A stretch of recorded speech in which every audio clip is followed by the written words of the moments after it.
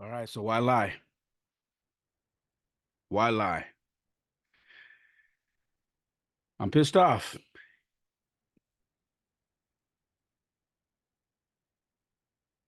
I said the last podcast that there was, something that I would reveal to you guys that I've been dealing with for a little while. And when the dust settled, I felt like I would wait a little bit because there were still some things going on behind closed doors. But all of that has kind of settled, and the outcome is laughable to say the least. Uh, I'm pretty fucking pissed off. And I'm tired of talking about it with people. I'm tired of the phone calls. I'm tired of the text messages, the emails. I'm not tired of the people that have been supporting me. I love you guys 1,000%. And I actually do appreciate hearing from you guys. But for me personally, I'm just tired of the situation because it shouldn't be what it is, but it is. And I'm just gonna put it out there. I am uh, no longer part of the coaching staff for uh, this high school baseball team. And the reasons are absolutely goofy, just comical. So let's talk about it. Let's talk about what went down so you guys can understand. And for anybody who's been curious about what's been going on, because I know some of you have noticed that I removed a few things from my social media just because I wanted to. But let's talk about it. This is episode 149 of the Perfect Mess podcast. And like always, I appreciate you guys tuning in. So I came in about 2 weeks ago to coach this team, and I've talked about it. Um, I was initially there to help, and that was my intentions. And after I ran the first practice, the teacher who was the coach, said, You know, I don't know much about baseball, not like you. But what I saw today and the way the kids responded, um, I can tell they respond to you, and I can tell you're very knowledgeable about baseball. And I have no problem stepping back and taking more of a general manager position. I know on paper for the school, I'm listed as a coach, but I have no problem stepping back. It's not an ego thing, and you being the coach to coach this team because you have the knowledge. And I said, Are you sure? And he said, Yes. I said, Cool. There is another teacher that was part of this situation. And this was a guy who talked about nothing but his retirement, talked about not being paid yet to do this job and how it frustrates him. And he's only here because the other teacher, when he can't be there, he has to be there because my paperwork and everything hasn't been done yet.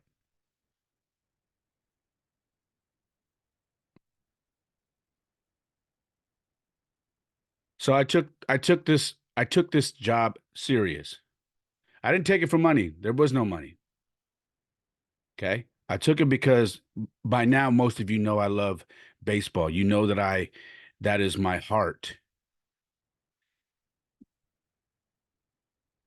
And I took it because I love working with kids.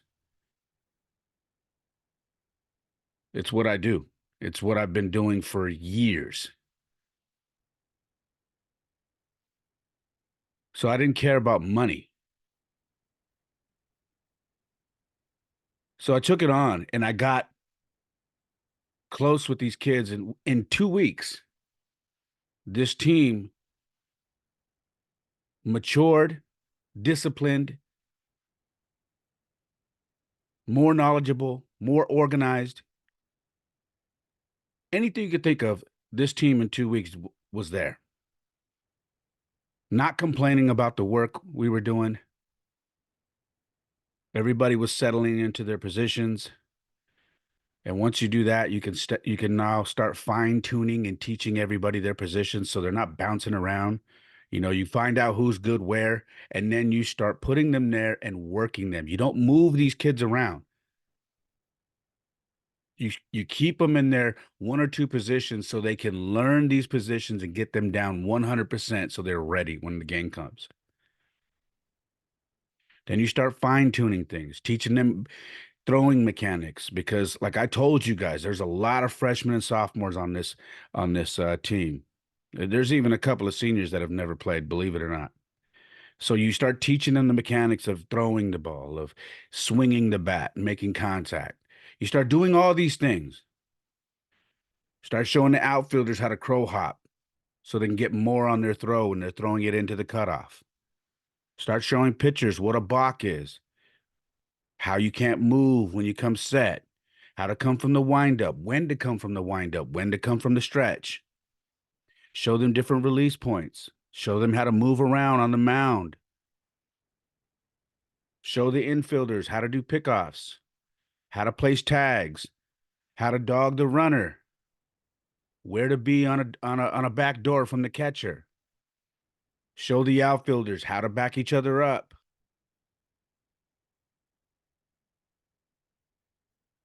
All of these things. On down to the little things. Like when you go and do your stretching or your team run, your gloves are stacked in a line, looking professional. You don't just flip your glove in the air and go take a run. We do everything to a T. On down to the organization of the dugout, the bats in the right area, the helmets in the right area, your bags behind the seats, the benches. No equipment on the benches. Those are for butts. Nobody crowding the front gate where the coach sits. Everybody up against the fence, cheering, watching the signs, learning. Everybody yelling back when we're on base. If the pitcher throws back.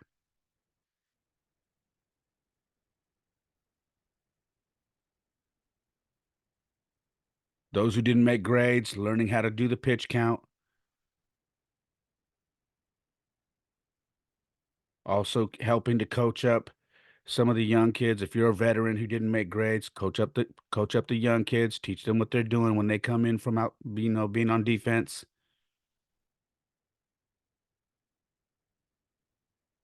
Details, teaching them how to run bases, teaching them how to bunt, teaching them how to get hit correctly. Because some kids, they square up and they freeze when the ball's going to come and hit them and they get hit in the face or the chest.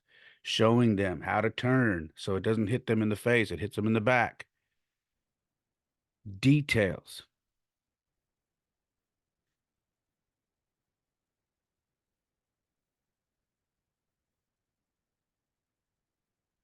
We do all of these things in 2 weeks.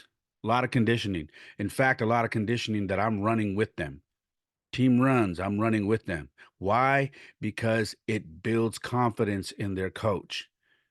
Because if they see that they have a coach that is physically out there doing the work with them, then they understand that they are not being asked to do something that a coach would never do for himself. And what you get is kids saying that I've played baseball my entire life and I don't remember one time one of my coaches running with me. What you get is people after practice chirping and talking, saying, "This is the best practice I've ever had in my life. This is the best practice I've definitely had here in high school."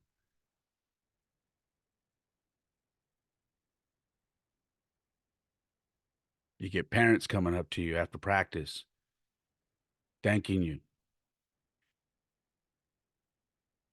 A week goes by, thanking you again. because whatever we're doing on that practice field is showing at home. Discipline.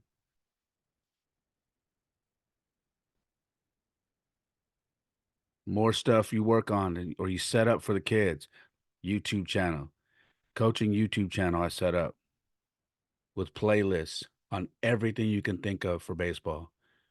How to steal bases, how to throw properly, how to hit, how to fix your bat swing, how to improve your bat speed, pickoff moves for pitchers. You name it, any move, anything that has to do with baseball. I had playlists for everything for these kids to refer to if they're struggling or if they're trying to learn. Go to my YouTube channel, and this is not the podcast YouTube. This is a completely different YouTube channel that I have for coaching. Go to my YouTube channel, check the playlist, and study and train at home. All of these things to help get these kids prepared.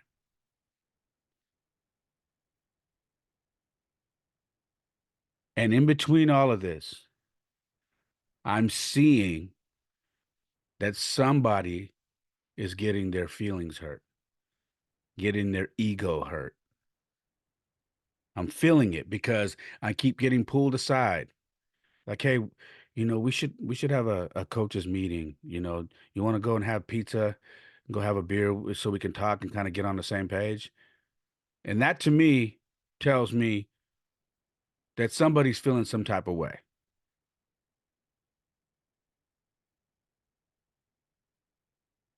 Then another meeting. Hey, I just feel like, we should be more collaborative on what we're going to do. Mind you, again, these are teachers. They're not baseball coaches. They're teachers.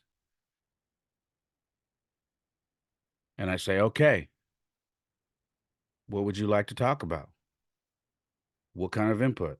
Well, I guess we just want to be included. I want to be included. And mind you, he keeps the main guy is going to bat for the other guy who's never there.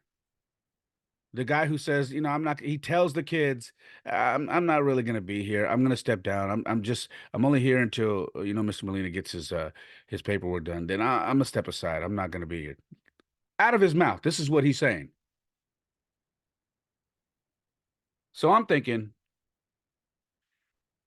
and I tell the other guy, the main coach, I said, you keep telling me to include him, but he keeps telling the kids he doesn't that he's stepping down. He doesn't want to be here. Now that I'm here, he's okay with leaving because he said he just that I understand the game more, and he said, I'm not needed. I'm going to go ahead and I'm going to relax. I'm going to do other things like work the scoreboard, which is what he did. He said, no, no, no. I got to talk to him because I want him included. I'm like, are you sure? Are you sure? Because this is what he told the kids, and the kids told me that, and then he told me, and then I believed it. No, no, no. I want him to be a part. So then another, so I start sending the emails to these two guys, and then we have a young guy from San Jose State who I absolutely like a lot. We hit it off really good, and he comes out there and he's like, whatever you need me to do, Coach Molina, I'll help you run drills, whatever. And I'm like, perfect. Got another young cat out here. He's a baller. Cool. Perfect. So I start copying these guys on emails. Young guy and both the other coaches. I hate calling them coaches because they're not baseball coaches. The gloves are off, guys. I'm sorry. Gloves are off. So I start emailing the practice plan. I do a practice plan for every practice. I outline what we're going to do, what we're going to work on, the groups we're going to break up into, all of it, the drills, everything. And I send it to everybody. Why? To keep everybody in the loop and to get input. If they want to change something or if there's something that they think we need to work on, they can say, hey, Coach Molina, do you think we can work on this too? I noticed on, last practice they weren't doing this, or the game they weren't doing this. Cool. Not one word. Nobody says nothing at all. I do the same thing with the games. I set the lineup, take a picture of it.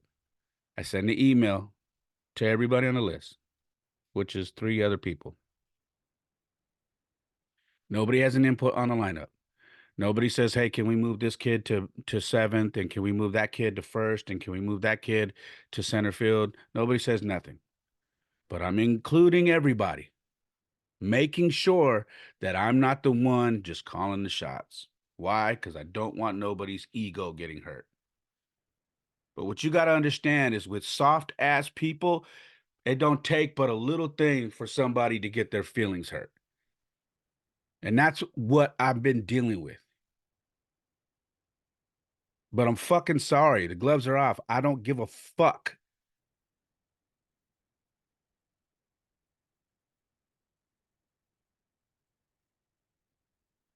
Because it has nothing to do with these kids.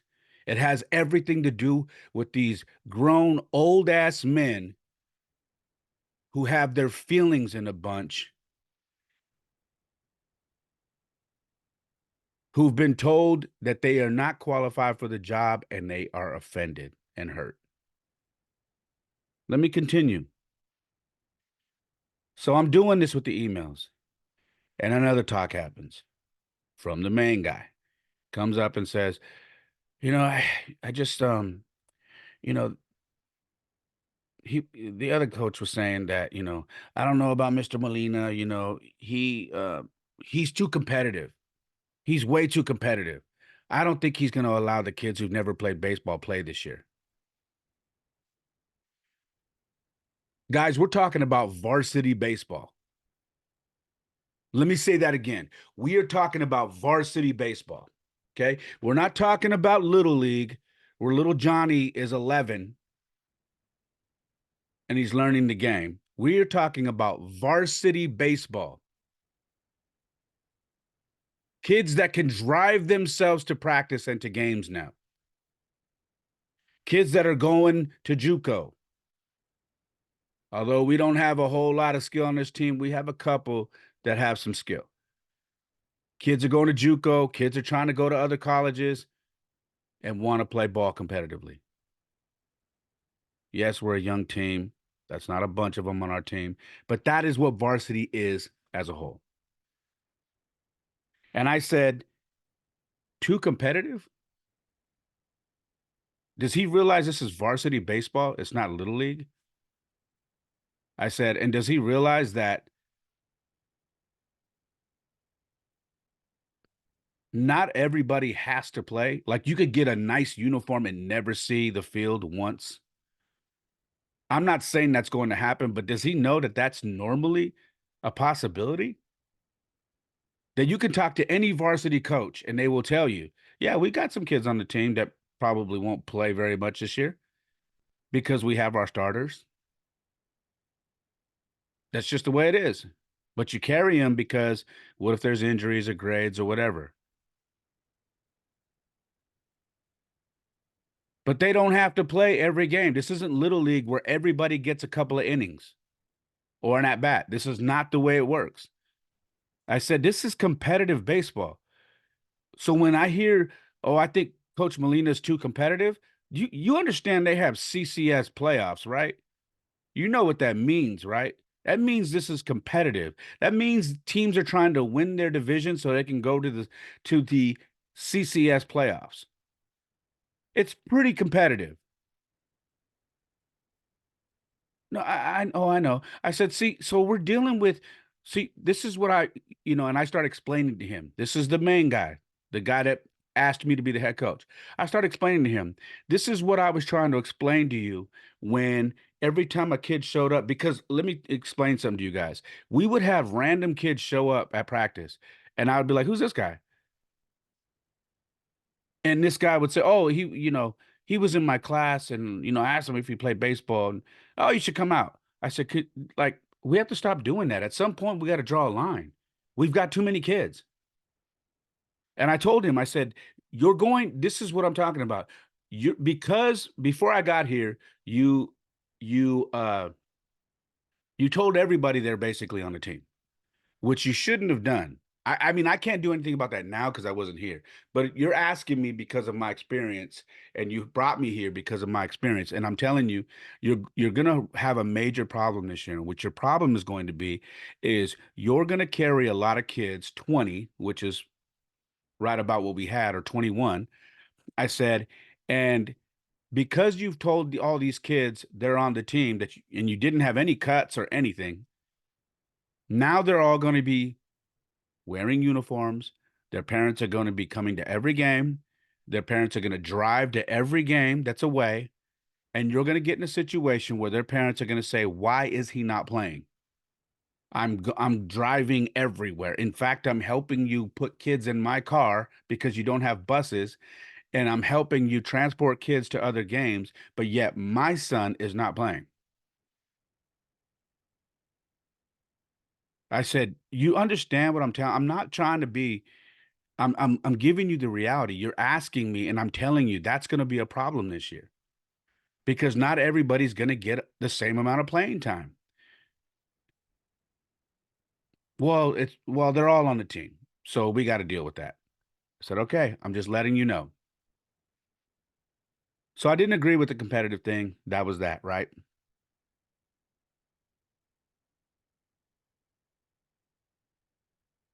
We go and we play our first game.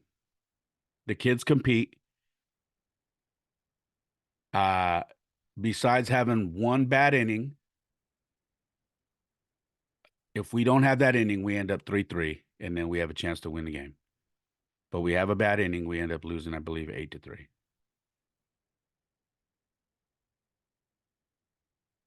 I'm proud of them. They battled. They're a super young, probably one of the youngest, if not the youngest varsity team, because we don't have a JV team, which is where a lot of these other kids would be playing. So we move on. We build from it.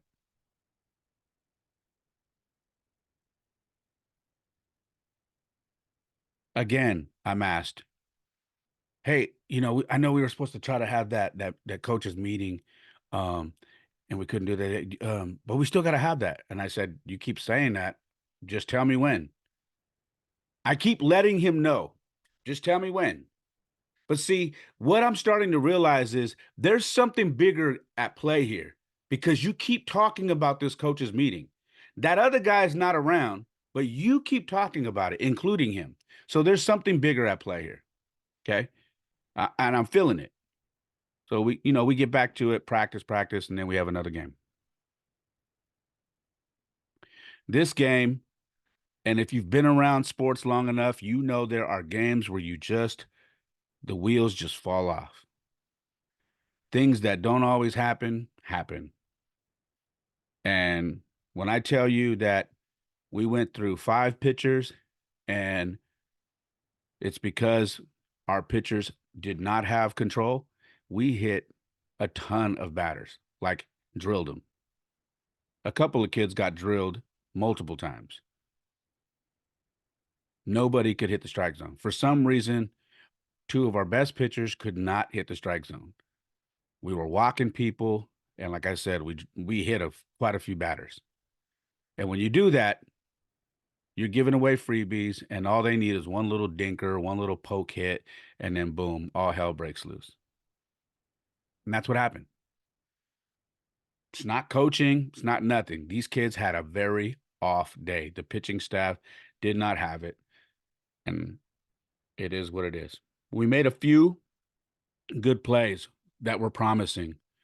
There was a pickle that was amazing where we hung somebody up between third and home, got the kid at third, and then we hung the guy going from second to third on that same play, hung him up and got him, so it was a double play.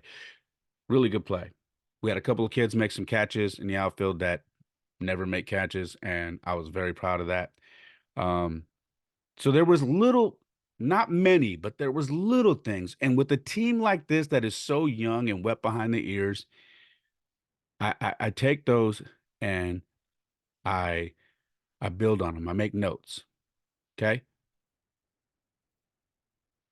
Now, after the game, let me rewind. Okay, no, let me go ahead and say. So after this game, the kid from San Jose State, again, I'm not using anybody's names. He's like, "Oh man, are we gonna do liners? That was bad." And liners for anybody who is into baseball and knows the sport, you know what liners are. It's conditioning. In football, they do a form of liners where they just run up and down, 40 yards or whatever. So in baseball, we do liners. Now they gave up a ton of runs, 20 something runs total, and had a bunch of errors. But I know this coach, and he doesn't understand the game. He doesn't get it.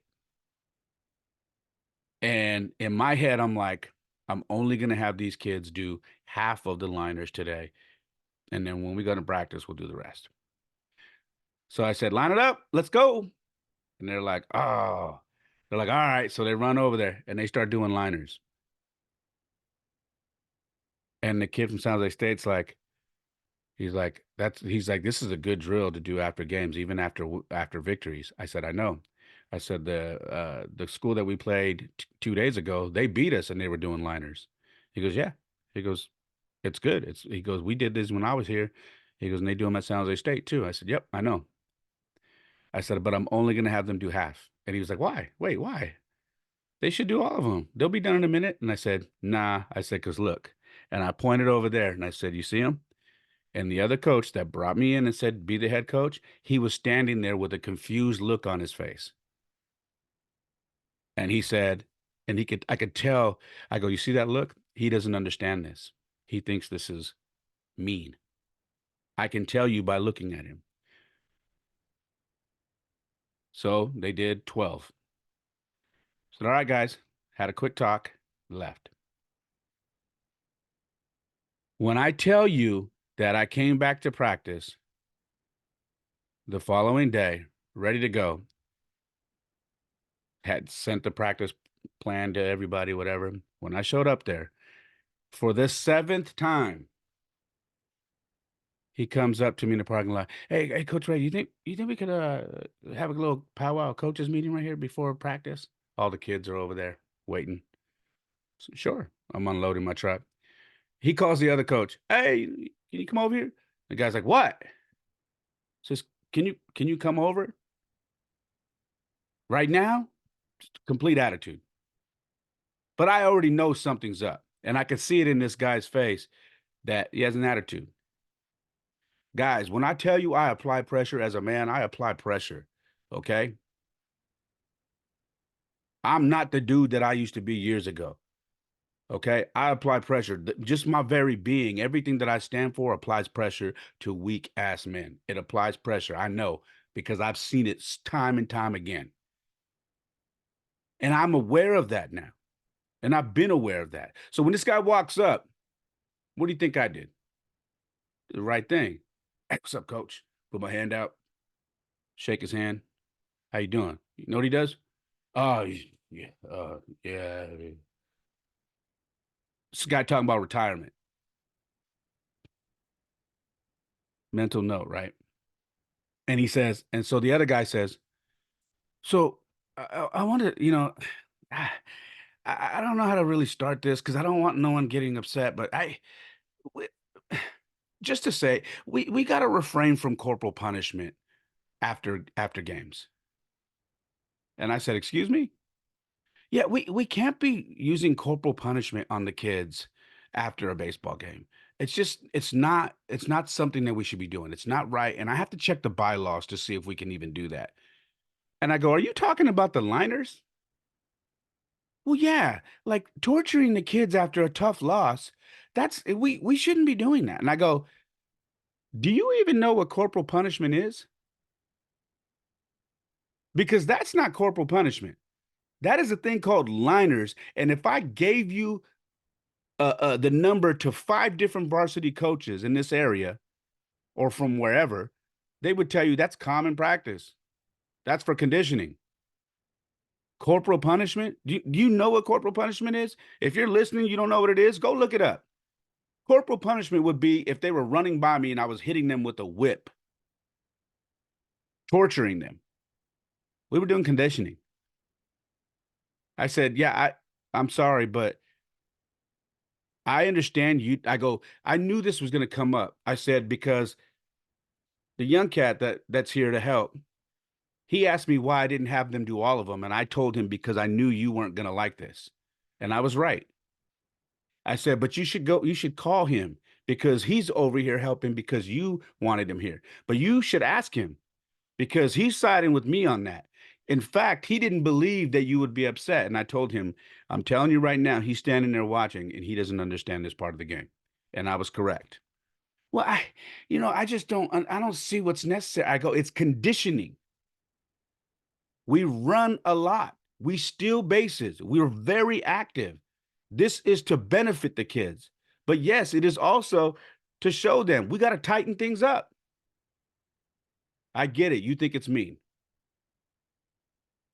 Well, I just got to look at it. I go, you can look it up in the bylaws. I promise you it's not in the bylaws. So immediately I said, but I knew this was going to happen. So immediately this other guy who talks about retirement all the time, he chimes in and says, HR got me my paperwork now, so I'm here now. And I said, okay, what does that mean? Because what you got to know is the way he said it was like, oh, I'm here now. And I said, oh, so you're here now. And he says, well, you're not going to run everything. You came in and you took over everything and it's like we're here to help you. No, you're not even the head coach. You're just supposed to be here as a volunteer. We're the coaches. And I said, "Oh, really? Really?" I said, "That's pretty strange." I go, "You must have just got your check because that's all you've been talking about, that you ain't got paid for this." I said, "See, for me, it's not about the money, but I know you must have just got your check and you're feeling yourself now, talking about you're here. What happened to you telling all these kids?" I said, and I'm glad he's saying this now. I said, because he's telling you something different. He's been telling the kids directly to their face that he's not coming out here as a coach, that he's just going to, now that I'm here and you're here, you guys got it, we got it. And he's going to step back because this is not, he doesn't know much about baseball like this. He hasn't coached in years. And when he did coach, it was little 7 and 8 year olds in Little League. I said, but now he's here. Oh, well, you just took over and you're not even supposed to, be here. He had you volunteer and now all of a sudden you took over everything. I said, "Oh, I go, so I took over everything." I go, "Let me be very clear. This guy right here, I'm glad we're all here and we're finally having this talk now." I said, "He did. He asked me to step forward and be the head coach and to train this team and to get them right. I asked him if he's sure. He said, I will take a general manager position and I have no problem with you being the head coach. You know more than me. These kids respond to you." I said, he said that. "Oh, well, that's fine. Well, I'm here now and it's going to change." I said, okay, all right. It's going to change. He goes, so then this other guy over here, the main guy, he goes, well, Ray, there really wouldn't have been a program, if we hadn't stepped in because they canceled baseball. And he goes, and then the guy who's talking about retirement says, yeah, so he called me. And then the other guy goes, no, no, no, he called me. And he goes, no, he actually called me first. And then I saved the program. He goes, no, I think I got the call and I called you. I go, look at you both. Look at both of you fighting about who saved the program and who got the call from the AD to step in and save the baseball program here. I go, look at you guys. This isn't even about the kids. This is about your ego. This is about who wants to be the one that saved the program. I go, I really wasn't going to say this, but let me say this now. I'm going to put this on because obviously this just needs to be said. Neither one of you were supposed to be the coach. Neither one of you. I said, I've been speaking to that AD since May of 2023, and I've got the emails to prove it. I said, in fact, I was getting all of the emails for the spring coaches. I was on the email list. Hey, spring coaches, make sure you're getting ready, getting all your ducks in order because the spring season is going to be right upon us and we're going to have to act fast. We got to not do physicals on campus. I had to suspend those. So we're going to have to figure out a way to do physicals off campus and make sure that we have kids that are ready. Make sure to get the interest going for your sport. That was me. I got those emails. But because they waited so long, they were going to cancel the damn season. Because they waited so long, they knew that it was going to take a while for me to get my paperwork. So they said, to hell with it. Can't hire this guy. We got to go in house because it's just easier. Everything's already done. They're just teachers. It's just plug and play. Who wants to do it? That's where you came in. Y'all, both of you came in. But this job was mine originally. I'm okay with the position I have now. You asked me to come in to coach this team. I'm cool. I don't give a shit that I'm not on paper as the head coach of this team because it's not about my ego. It's about these kids and bringing this program back and teaching them the game of baseball and how to be competitive. But right now, it sounds like you guys have an ego problem. And this guy immediately says, "Well, I'm done talking. I'm gonna go start practice. We need to start practice." Well, Ray, I go, you know what? How about I do this? Since you guys can't seem to figure it out and you guys want a power trip, how about I just put my stuff in my truck and then I exit the equation. The main guy says, "No, don't do that, Ray. Can we just figure this out? I don't want you to walk away. Can we just figure this out? Can we get through?" Cool. I said, "Okay, I'll do this then. Why don't we walk up? And because you're the head dog now, big dog, right?" I said, "You run practice." He says, "What?" I said, "You run practice. You're the coach, right? You're here now. Things are going to change. Cool. I'll play my role. I'm a volunteer. So let's go. Come on. Let's go." So we start walking up. Mr. Fernandez, excuse me. Yeah, Mr. Fernandez comes up to me and says, "Ray, hopefully." I go, "Nah." I go, "You know what? Nah, you're hell bent on having this guy included in this season because you want him to be part of this and he doesn't want to be here. But now he got his paycheck. So now all of a sudden he wants to act like he cares. He don't care. He don't care. But he cares now because he got a paycheck. So let's go. Let's figure it out." So we walk up, the kids are on the bleachers. We walk up and he and this other guy locks up, looks at me. All the kids are waiting, like, what we're gonna do. I said, "Run it." And he's like, "Well," I go, "No, no, no, no, no. Run it. Let me know where you want me to be." And I just stood there. And all the kids are looking confused. Fernandez walks in there, which is the main guy. "Well, kids, what's going on here is we're having a bit of a dispute on who." I go, "No, there's no dispute. He's here. He wants to be the head coach. He wants me to step aside and be a volunteer. So I'm volunteering. Tell us what we're going to do for practice today. Let me know where you want me to be, and I'll be wherever you want me to be. If you want me just to catch balls, I'll do that." "Well, no, we're gonna." They all start talking. I said, "You know what, man? Listen, I'm not gonna. I don't do fake. Okay, I don't do fake. I'm not gonna lie to these kids. I'm not gonna let these kids see us bickering and going back and forth. I go. I'm gonna do the polite thing. I'm gonna do the right thing, the bigger man thing. I am going to exit the equation right now. So these kids don't see nothing. You guys have a good practice.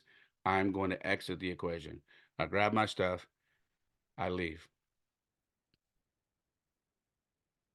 First thing I hear that dude say to those kids when I'm walking away is, "Yeah, if you didn't make grades, you can't even be in the dugout. You got to get out of here." Way to fucking start it off with a positive fucking move, you fucking idiot. Way to start it off.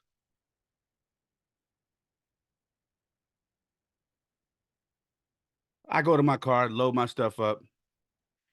There's parents out there. They knew because they were hearing stuff. They knew someone was going. And they're out there, and they're like, "Shit." They're literally on the phone talking. They're like, yeah, he walked. Fernandez fucking fucked up, and to avoid conflict, he walked. I'm leaving. He's walking up to my car. Ray, can we? I said, nah. I said, no. I said, you wanted it this way. You wanted to have that talk. You got your talk. You got your talk.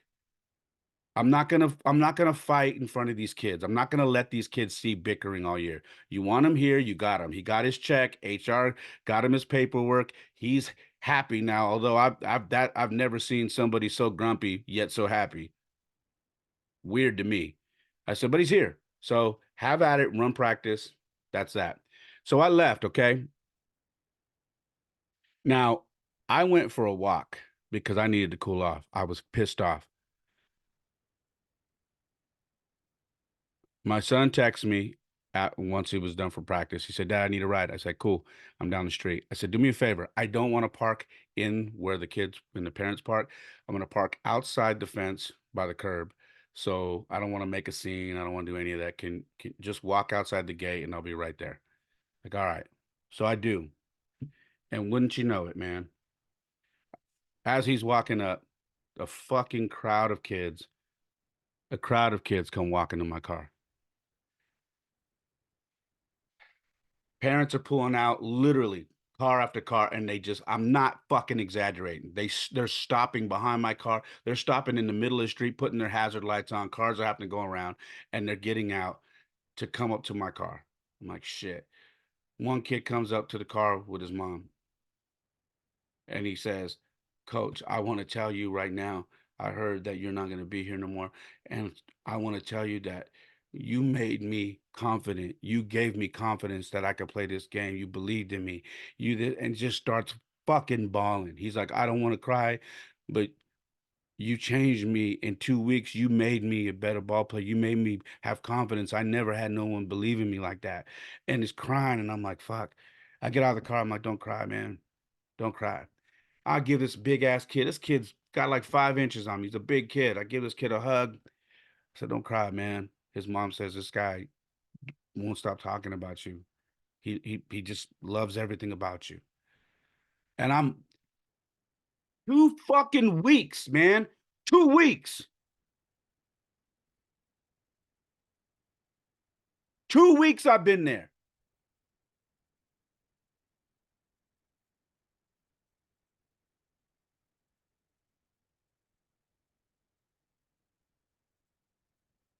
This ain't about me. This is about the kids, and this is what God gave me.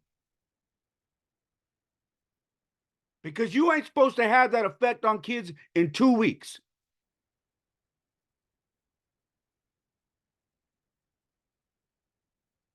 I give glory to God because that's not me. That's God working through me, reaching these kids.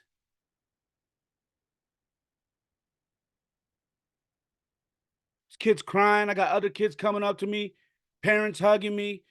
This ain't over. We're going to fight for you.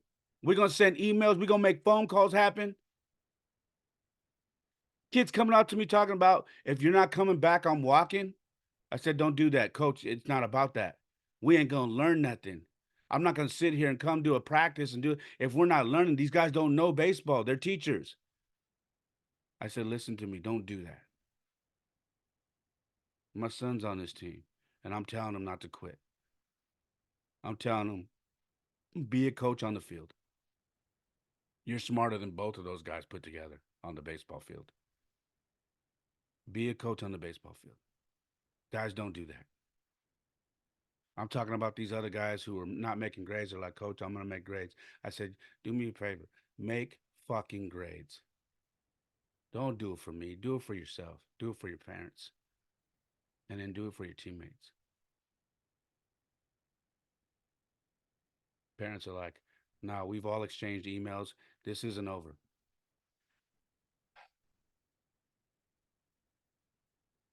I end up leaving, and one of the dads messaged me. He's like, you know, that practice was terrible, bro. The one you left, it was terrible. It was absolutely terrible. Unorganized. There was no life in that out there. Those kids don't want to be there now. On the way home, my son says, "Dad, that's crazy. 2 weeks and kids are crying." I said, "Son, that's what a good coach can do. A good coach has that effect on kids."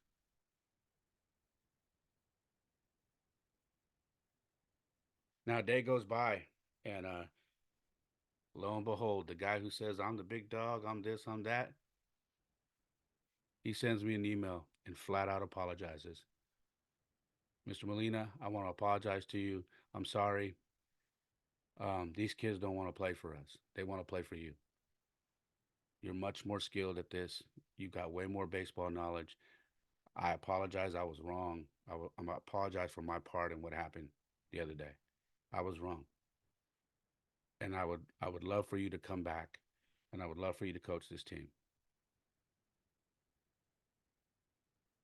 Please, my apologies."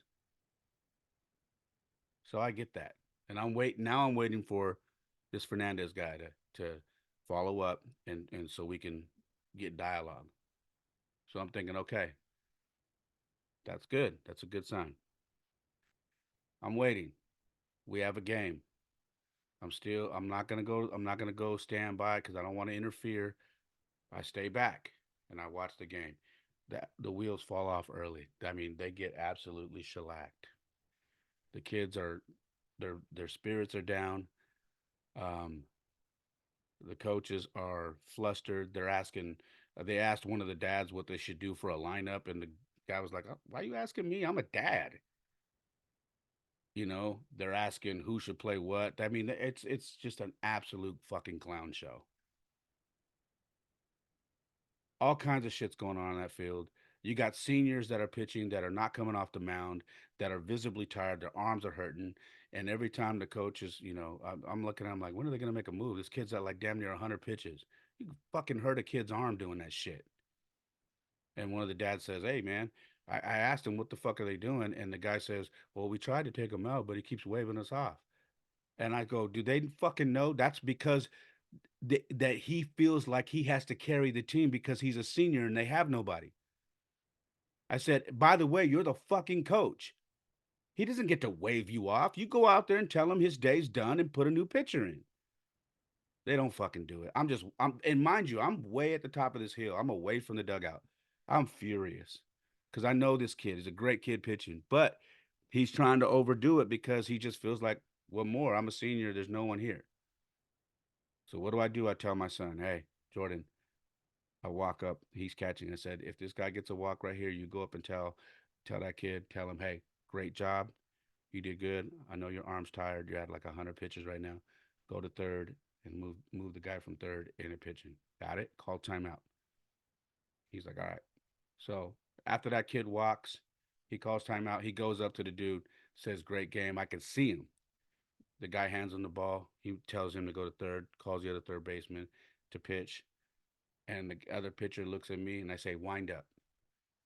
And he looks again. I said, "Go from the windup. It's bases loaded." I'm like mouthing it. I'm showing him bases loaded. Go from the windup. Because I know this kid, he's a freshman, but he's comfortable in the windup. What does he do? Strikes out the next batter and they get out of the inning.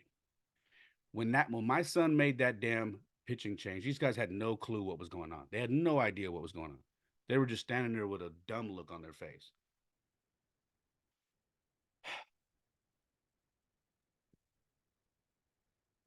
Little things here and there that were going on.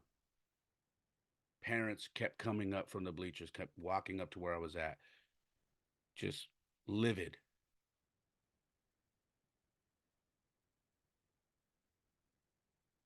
telling me, if you couldn't go teach their class at school, why are they here trying to teach your class? I said, "I know, man. I know. I know." Good analogy, right? If they wouldn't let me go to the high school and teach their classes, why are they trying to teach my class? It's probably the best analogy I heard from somebody. So I used it. um anyways, I don't want to make a scene. So when the game's over, uh before that happens, there was a few beautiful things that happened at this game. So one, my son doing that. The other was, and I found out afterwards, my son and this other kid that that I'm really close with said, "Listen, all the guys who are struggling hitting that are afraid to go up there and hit, everybody bunt one after another. You guys just bunt." So they had one inning where they broke it open for themselves. Obviously, they didn't win, but I think they scored like 5 or 6 runs, and they laid down a bunch of bunts, a couple of sacrifices, stole some bases, and scored. One of the seniors that what didn't make grades was coaching first base. He had come up to me and he was like, "Coach, I know the signs.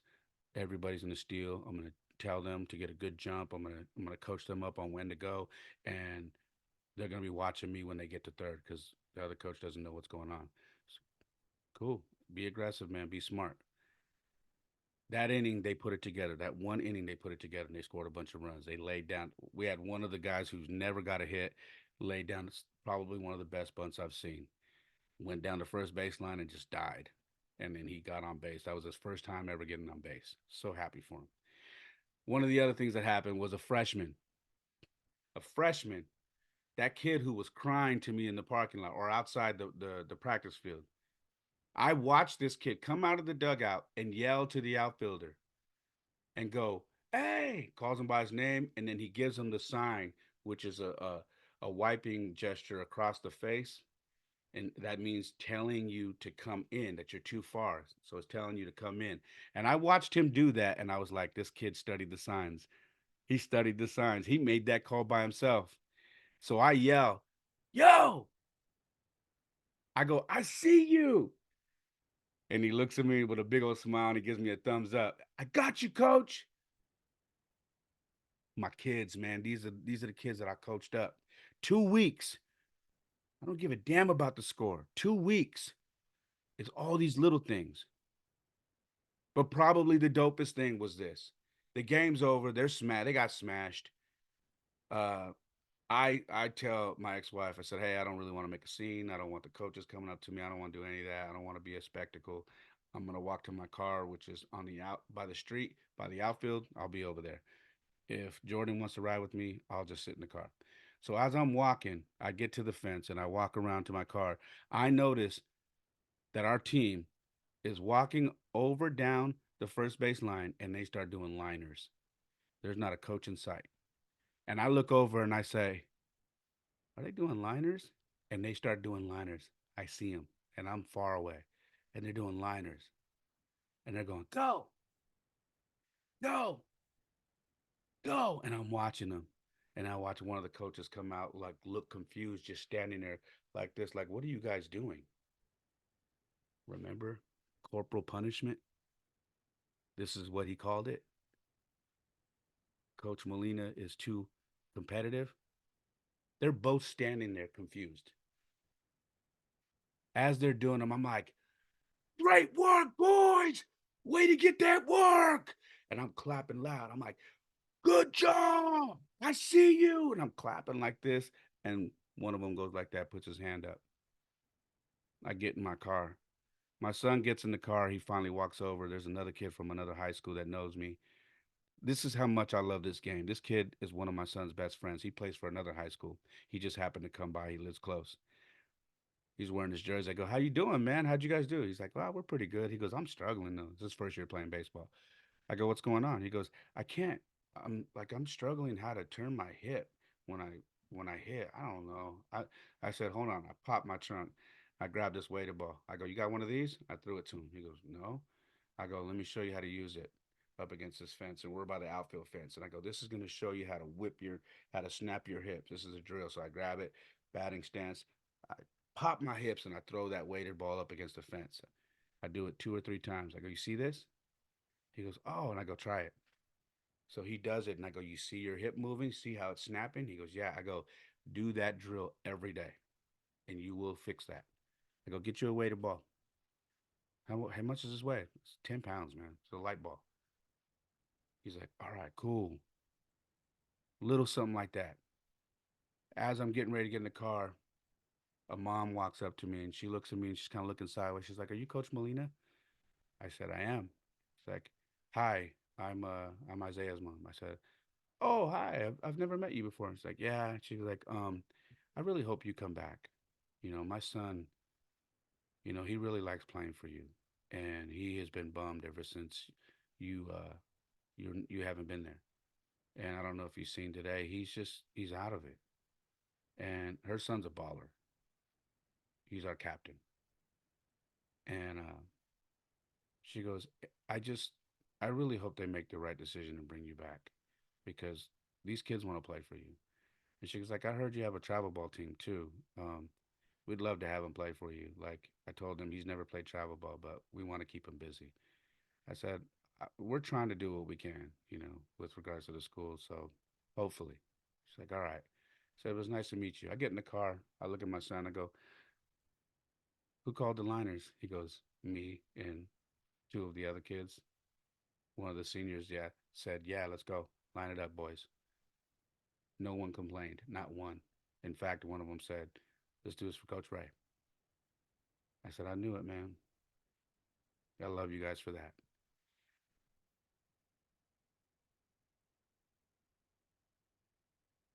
That says a lot about the effect, you know, that the stuff that I've taught these kids has on them. That coach who was talking about retirement, who said, he apologized. He said something, and I found out afterwards to these kids. One of the kids said, "Hey guys," before the game, he's like, "Hey," in the dugout, he's like, "Come on, guys, let's try to win this game." He's like, if we get on a winning streak, we have a chance at this thing. Let's try to get CCS. Coach turned around and said, "You guys ain't winning CCS. You're not going to CCS. You're not even winning games. Sit down and be quiet." That literally came out of that man's mouth. No bullshit. This is the type of shit that's been going on. Cancer. So that's that, right? Leave the game. The next, uh, yeah, the next day, the next morning, I get on and I send an uplifting email and I screenshot the three games that we played and how we lost. And I said, hey, good morning, boys. I said, I hope you guys are in good spirits. I hope you've iced your arms and taken care of your lumps and bruises that you have after the game. I said, listen, I know spirits are down right now, and you guys probably feel like you're a mile away from your first win. But I'm telling you, you're one inning away, and I can prove it to you. Watch. And I plugged in the screenshot of each game, and I circled the inning where the wheels fell off. I crossed out those runs, and then I put the score, what it would be without that inning. And I showed them.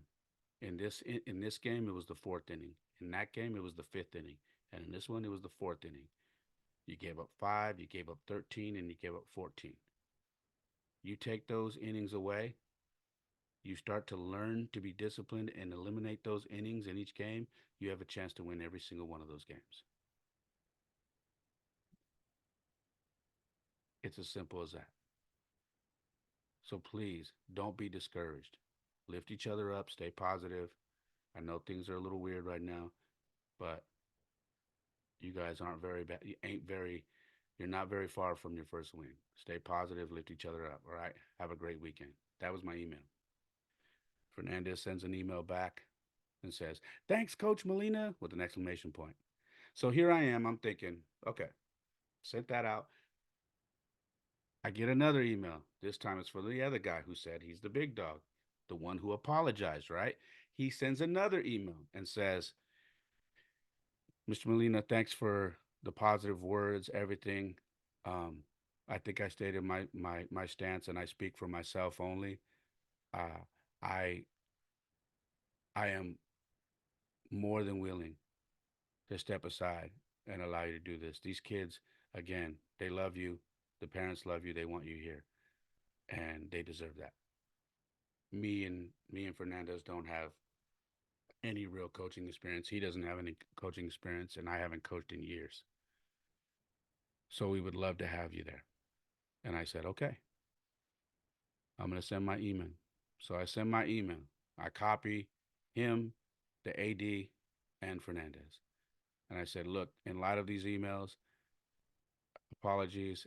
If we're on the same page, I would love to come back and coach the team the way we set out to, if that's what we're doing. So let me know. I'm in. I appreciate the emails. Thank you. If we can get back to business, let me know. I will see you Monday. Should be a done deal, right? Because the Fernandez guy was didn't want me to step aside. It was really this guy over here, but he's apologized twice now. So I'm thinking, okay, wait to hear back, and we're a done deal. It's not what happened. I get an email today with this long story of, I took this job to help the school, to give back to the district. I've been in the school district for 29 years. I was a drama coach. I was this. I was that. My dad used to coach at the other high school. Not that he ever coached. My dad used to coach the other high school. I was always just hanging around him. And, but I have passion for this. I know that I am not as qualified as you, but I have passion, and I know I signed up to teach this team and to coach this team, and I want to commit to that. So, Mr. Molina, I commend you. You have so much experience and a wealth of knowledge, and the stuff that you taught these kids, the discipline, the skill, and whatnot is so appreciated. But I'm going to have to ask you to support us as a parent and not as a coach this year, with all due respect. This fucking guy, the roles, when I tell you these two fucking guys flip flopped, it's exactly what happened. So now this guy, because he sees this guy apologize twice, now this guy wants to be the guy like, nope. So what does that tell you? This guy is the one who really had the problem and was probably blown away that this guy now said, we're good. I want you here. And was probably offended that this guy said he doesn't have any coaching experience and I haven't coached in years. He got offended and said, no, I took on this job. I'm going to finish it. It's on me. And that's that. I simply replied with, understood. Good luck on your season. I am absolutely fucking livid.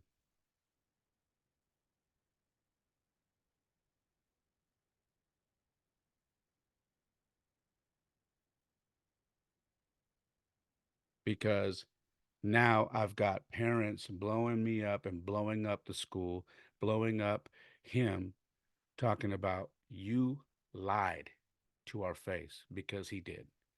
This man walked around after practice, after the game, including shaking my ex wife's hands and other parents' hands and the kids and me, saying, we're going to fix this. I know, guys. I know we really messed up. We're going to get Mr. Molina back in here. We're going to fix everything. Literally shook these people's hands and said that. And then sent that fucking email. In that email, and I will read it, just this one part, because I need you guys to understand the fuckery that I have been fucking dealing with. Remember I talked about money? Right here. As I said, I took this job to make a difference at the school, but also to pay a bill. I kid you fucking not. That is in writing in this email. Let me read it again. As I said, I took this job to make a difference at the school, but also to pay a bill. You don't give a fuck about these kids. You don't give a fuck about them learning the fucking game the way it's supposed to be played. You don't give a fuck that there are a few freshmen on that team that have aspirations to try to go play D1, D2, or JUCO college baseball. All you give a fuck about is your bill and going out there and playing pity pat fucking softy ball with these kids, not letting them have the right instructions on how to compete at that level. You don't give a fuck. It is about you.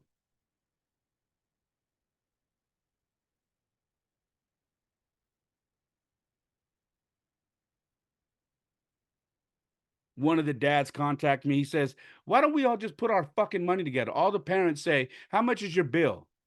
Can't be that much because the coaches don't get paid that much. But let's put our money together. Give this fucking guy the money so he can get the fuck out. I said, I know. That would be funny, huh? And the guy's like, no, we should fucking do it. And you know what I got to do, guys? All I can do is vent. All I can do is vent here on the podcast. All I can do is vent as a father. All I can do is vent as a coach. I can just vent. I can't react in person. I can't do anything because it will damage things for maybe possible opportunities in the future. It will damage things for my son. It will put my son in an awkward position, which he's always been at the forefront of what I've been doing. I've always been like, I want to make sure that I'm not embarrassing my son. I want to make sure that I'm not putting him between a rock and a hard place. And I've been good at that. And we've talked, and he knows that. That's why I initially left that practice. And it's a big reason why I'm not making an absolute fucking scene happen. I'm being told by parents to just play my position, stay back, keep cool, because they're going to handle it. I don't know what that means, but a lot of them are going to bat for me, and I absolutely appreciate that. I love every single one of you. I don't know if you guys listen to my podcast. If you do, thank you. One of the dads was telling me there's about 3 or 4 kids that don't want to come. They want to quit, and he's like, I'm trying. He's like, I sent Fernandez an email, and I told him, you fucked up. You fucked up, because we're gonna fight for this. These kids deserve this coach. You guys are not qualified to teach these kids baseball. You're not qualified to coach on this level, and you fucked up because they don't want to play for you. You are not qualified for this position. And I told this father that I was so thankful. He's like, it's not just me, man. There are people right now that are sending emails, making phone calls.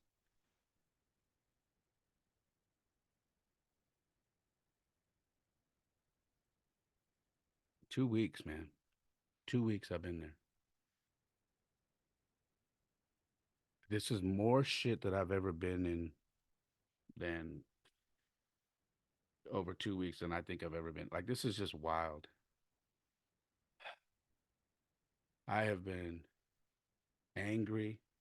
I have been praying. I mean, shit, man. I got on my knees the other day and I literally told God, or I asked God, why do I have to fight for every single thing in my life? Why can't it just happen? Why do I have to fight for everything? And then I apologized because I know that He gives his toughest battles to his strongest warriors. So after asking him why he did that, I said, I'm sorry, and I know you have a bigger plan, and I understand.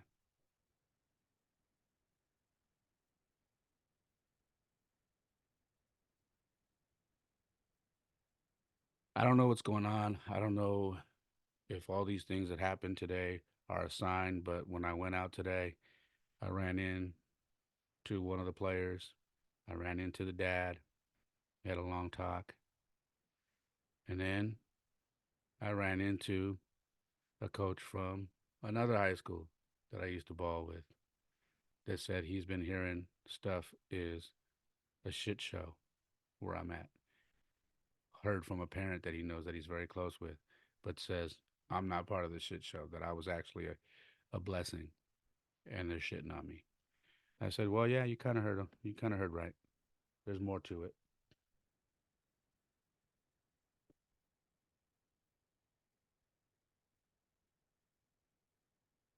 But I ran into both these guys, and that other guy had his son with him too.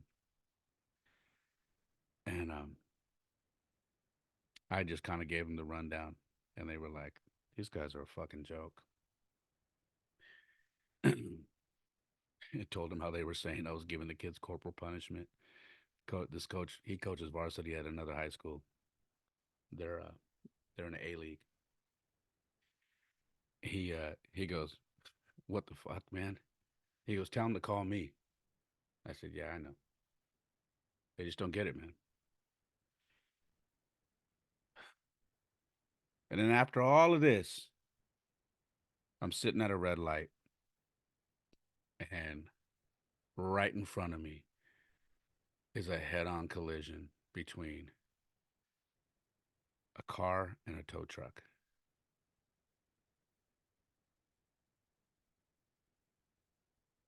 There's a car coming and making a left turn over the light rail tracks against a red light, not paying attention. The cars next to me have a green light. It's been green for a minute, and I'm watching it like in slow motion. The tow truck comes flying by me. That car is slowly making a turn like he has a green light. He comes across in that tow truck. Boom! Tow truck spins out, hits the light rail curb, spins out. That black car spun out. I'm thinking someone died. I pull over. I go running to the first car, to the tow truck. Guy's in there. I asked him, "Are you awake?" And he looks at me. He's like, "Yeah." And I rolled down your window. I said, "Are you okay?" Like, I think so. I said, "Okay, you're up." I turn around and the guy who caused the accident is walking over to check on his. I'm like, "How the hell are you walking?" He's like, "I don't know." I said, "Are you okay?" He's like, "Oh, I'm okay. I think I'm just shaking up." I go, "I don't under, bro. I don't even know how either one of you is alive." It was the most vicious, violent car accident I've personally ever seen. I mean, there is parts of these cars everywhere. The tow truck is folded like an organ, like a one of them accordions. The whole back is just jacked. And I'm making sure, yo, I almost thought that I was gonna have to use my CPR stuff that I just went to school for. So I was like telling myself as I'm running up, okay, remember, I'm not kidding you. I was telling myself, remember what to do in case you got to do it. I don't know what God's doing with me right now, man. It's all over the place. It's complicated. And thank God I didn't have to. They were fine. So I called 911. Uh, and within a couple of minutes, paramedics were there and police were there. I mean, it was a complete shit show. I mean, it was on an expressway, so there's cars everywhere, and it was at night, so it was just terrible. Anyways, the guy, I was worried that the guy that started the accident was drunk, but he wasn't. He straight up came up and was like, when the paramedic came, he told the story. He was like, "Yeah, I fucked up. I wasn't.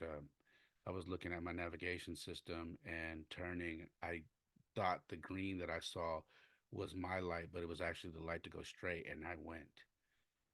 And I was like, "Fuck." So he wasn't drinking. He wasn't. He was completely sober. He just fucked up, and thank God no one died. Um, anyways, that's how my night ended. So after all that fucking shit I just told you about baseball, that's how my night ended. Um, I don't know, guys. I don't fucking know. I'm pissed the fuck off. Uh,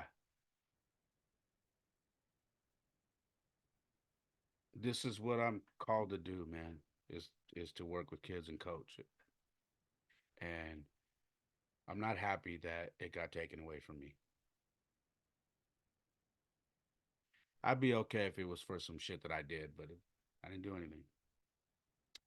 Um, so I'm angry. and it is what it is. I don't know what's to come of this. I think it is what it is, and I would be surprised if anything changes. Sucks. So, um, I'm not showing up to practices.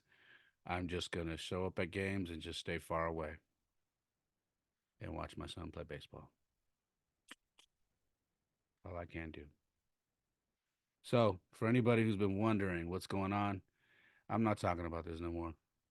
Okay.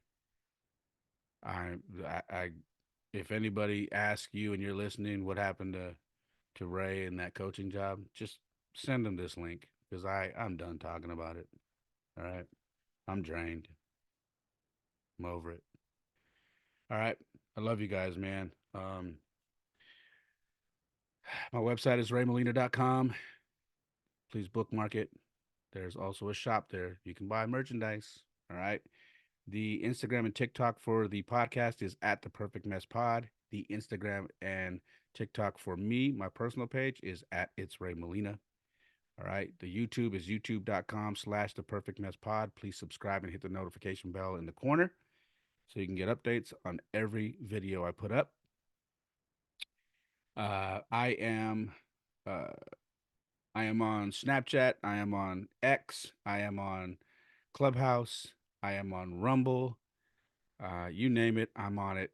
Facebook, whatever. You can find me. I'm on all of them. Just search the podcast or my name, and you will find me. All right. For those who want to help donate, it's not necessary, but I always get a few people here and there that always say, "I'm gonna send you a few dollars, man. I like your podcast." If you want to do that, I have a Cash App. It is $ It's Ray Molina, or my Venmo is at It's Ray Molina. All right. That's all I got, guys. I didn't think it was going to go this long, but it did. Anyways, uh, like I always say, my life isn't perfect. Oftentimes it is a mess, but for me, it is the perfect mess. Peace.